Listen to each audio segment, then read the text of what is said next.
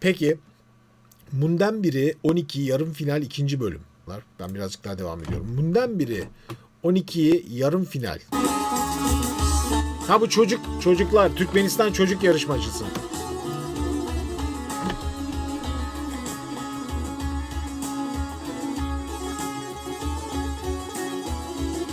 Bak Karadeniz türküsü gibi değil mi ya? Nay nay nay nay. Hocam ne zaman yaparsınız? Mert ne oldu? Ne istedin? Do diyez. Tane cerrah paşa içmem suyundan içmem. Değil mi?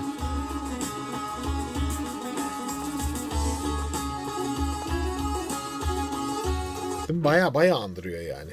Kalam, mektep ve ofis hartları. Mektep ve ofis.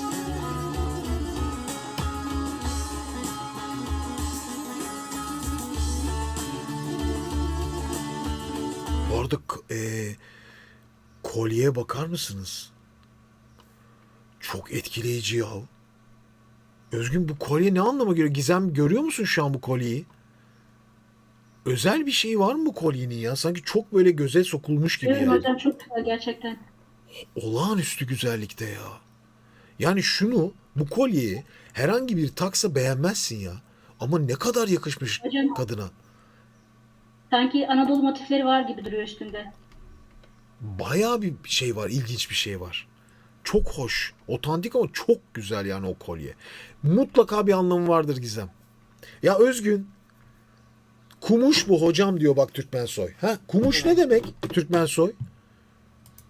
Bak şimdi. Hocam ben şimdi yapay zekaya sordum. Sor bakayım ne diyor? Diyor ki hocam tumar kolye tipine benziyor diyor.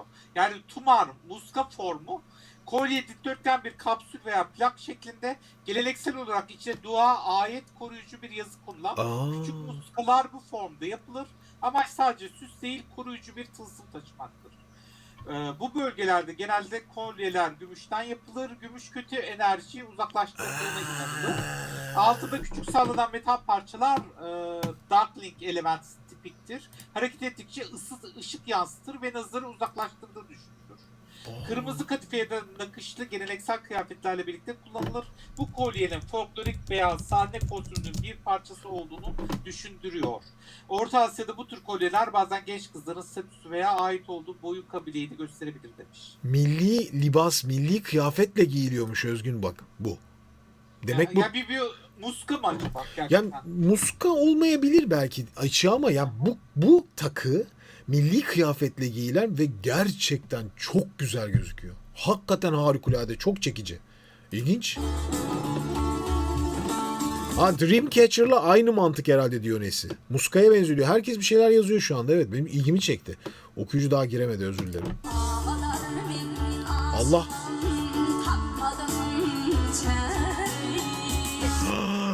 Çok güzel ya. Çok değişik değil mi okuyuş? Ben hiç böyle bir şey dinlemedim gene.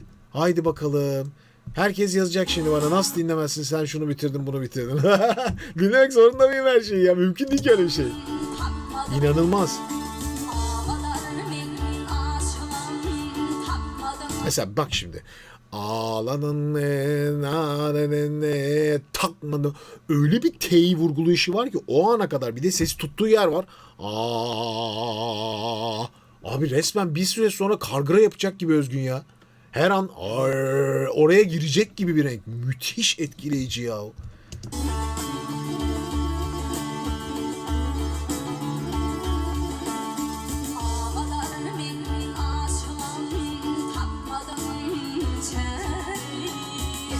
Ve o yerden hiç ayrılmıyor. Keskin, net.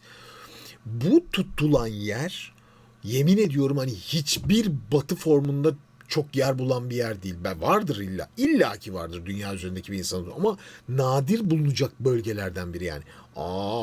Çok değişik bir nokta ya. Çok farklı bir noktada ses tutuluyor. Hakikaten orijinal. Böyle nasıl zevk alıyorum şu anda biliyor musunuz? Sonlara doğru şaşıracaksınız diyor.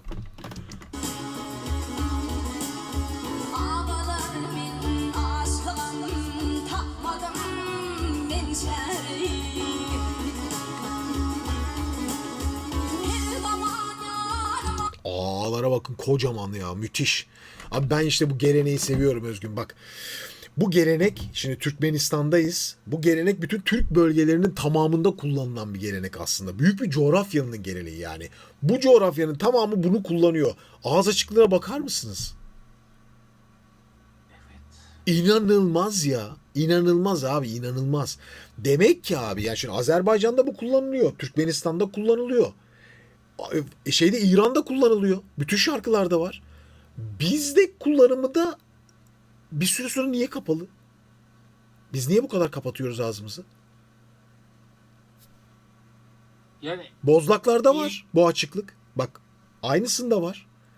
Ya bu kültürün Anadolu'ya yayılmasında çok kapanıyor. İlginç. Bir şey diyeceksin Özgün, devam edeceğim. Buyur. galiba hocam Doğu'da da gördük biz bunu. Var. Doğu'da. Var. Çin'de de, Dolan'da da var. Dolan'da da, yani şeyde gittiğimizde, şimdi Dolan deyince bilmeyecek arkadaşlar ama Kuçar değil mi Özgün? Kuçar'a gittiğimizde Çin, Evet. Ya Sincan, bölgesi. Uygur bölgesinde gerçekten hani bunun benzerlerini görmüştük ama bu, tabii ki bu çok başka bir seviyede.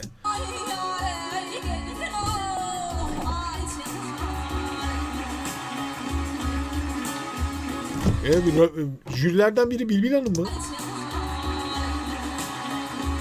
Evet, Bilbil Hanım'a benziyor değil mi?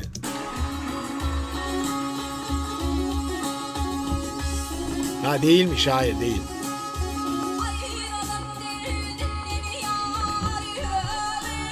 Abi takılar inanılmaz ya Özgün. İnanılmaz etkileyici ya. Of. Abi şimdi bak. Şimdi aldığım zevki, neden böyle bir keyif aldığımı da anlatayım size. Çünkü biz yayınlarda ne izliyoruz son dönemde? Bak şimdi o takılar gelsin. Tam gelsin, orada durduracağım. Tamam, şurada dursun. Neyi görüyoruz biz uzun süredir? Böylesine takı kullanımını hiç görmüyoruz ya.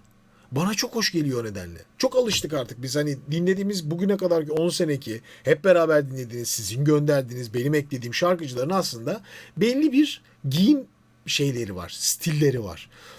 Bu böyle çok rastlanan bir şey değil bizim kanalda izlerken. Yani sizler biliyorsunuzdur aynı da, bizim kanal özelinde çok rastlanan görseller değil bunlar. O nedenle çok etkileyici. Demek bilmediğimiz çok şey var. Ne kadar güzel. Ne şanslıyız ya Özgün. Bir de hocam ChatGPT de şunu diyor. Az önce işte araştırmıştık ya hocam. Hı. Her takı, yani bu sanatçının üzerindeki takılar gibi bağlı bulunduğu boy ya da bağlı bulunduğu aileye ait de olabiliyormuş. Ve bunlar kayınvalideden geline geçtiği için de yaşları bazen 100 yılları bulabiliyormuş. Yani mesela diyor ki bu diyor, bana göre diyor ChatGPT, bu şarkıcı diyor Teke Türkmenlerinden biri diyor. Allah Allah. Bak ne yazıyor arkadaşımız. Bu jürilerden biri diyor. Palvan Halmiradov Türkmenistan'ın en iyi gitaristi diyor. He. Öyle güzel çarpmalar var ki bu arada.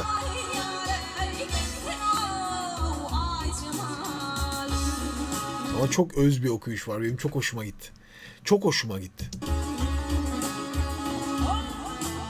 Mesela bunların hiçbirinde şeyleri görmedik. Dikkat edin.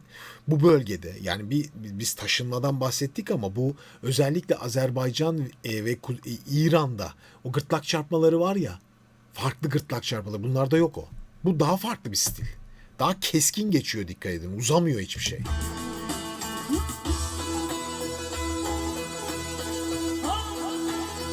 Bir tenor geliyor.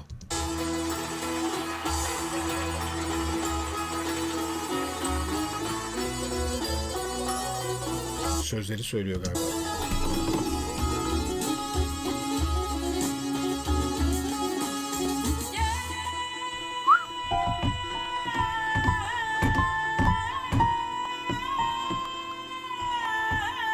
Si bemol si.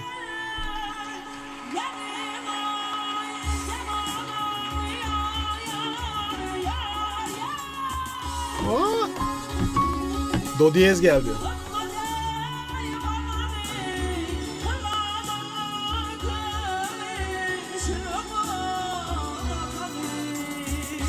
Oo, çok güzelmiş ya.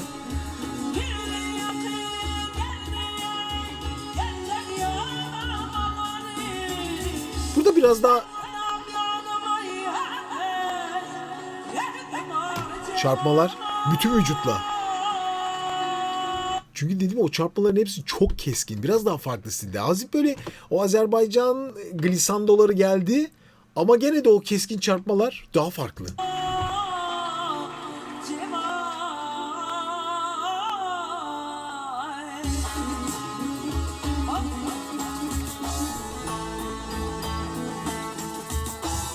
O kim o ellerini vuran?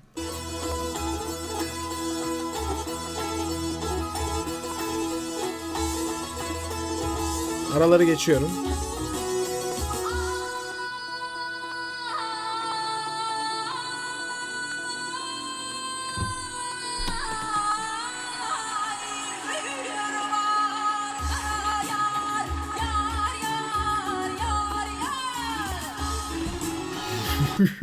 Müthiş değil mi ya? Çok etkileyici gerçekten. Sunucu komedyenmiş.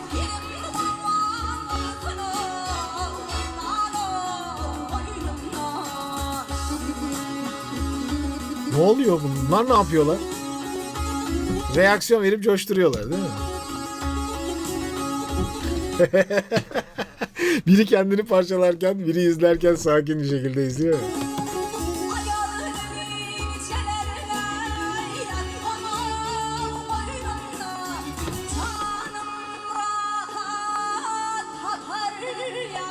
Oo.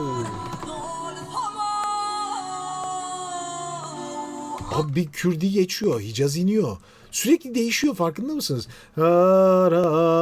Bir gene bir de Hicaz yapıyor inerken. Değişip duruyor. Bizim böyle klasik Karadeniz türküleri net var. Şu an dağlara çıktım diye biri. Birini seçmesi lazım. Seçenek yok serzenişi diyor Özgün. Ya hikaye olmuş. Bu arada çarpmalar Ege bölgesinin ses çarpmalarına benziyor. Yani benzememesi ihtimali yok zaten. Bu buraya ait bir şey. Çok yakınız yani. Ama sence makamsal diziler birazcık farklı kullanılıyor. Kullanılımı farklı. Diziler bildiğimiz diziler ama kullanım şekilleri farklı. Okumanın yeri farklı biraz. Ve çarpma biçimleri biraz daha keskin.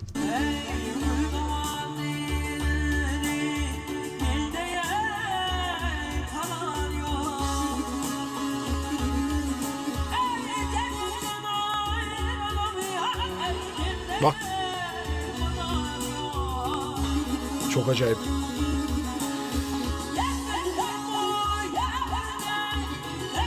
Resmen sert vuruşla ya. Bütün vücutla. Benim yıllar önceki esprime geri döndük Özgün. İnternette yapmışlar ya Özkan Uğur. Diye yapıyor ya saçma sapan video. Aynısını yaptırdılar bana. Ama bu stil o işte. Zamanında bir tane video izlerken yapmışım tabii.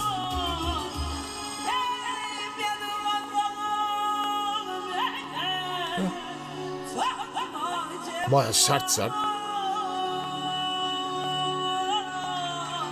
Aslında o çok da faydalı bir şey değil o kadar sert vurmak. Hiçbir zaman ses telleri için iyi değildir. Ben olsam hangisini seçerdim? Ben kadını seçerdim. Kesin. Bu arada programın adı Münden Beri Özgün. Çocuk yukarıda Münden Beri. Müzik Karadeniz, okumalar Ege, makamlar Kürdi. Her şey var.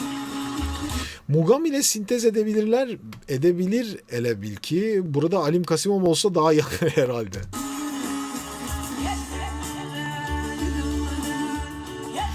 Hocam ama çok dinlenecek bir stil değil bence.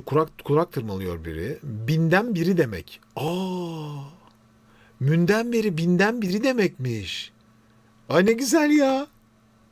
Çok güzel.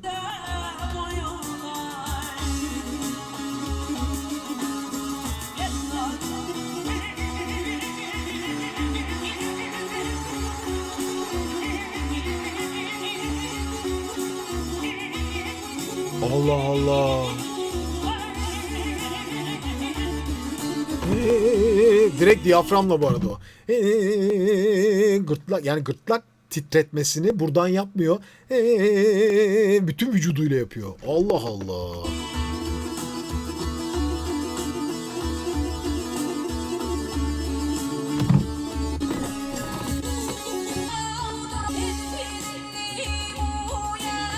Bu gene hikayede ne anlatıyor bu arada? Ne kadar uzun bir hikaye. Bu Türkmenistan'da çok dinlenebilir bir şarkı. Çok dinlenen bir şarkı diyor arkadaşlar. Bak.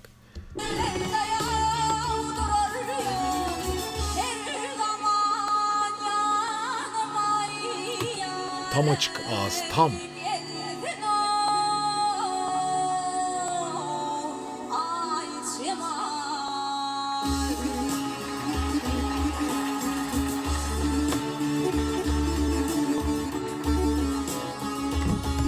Ne kadar uzun ya.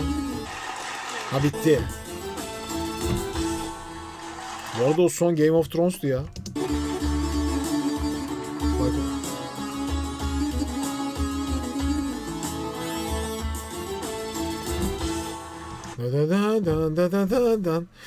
Ay Cemal kız ismi Omnu çağırıyor.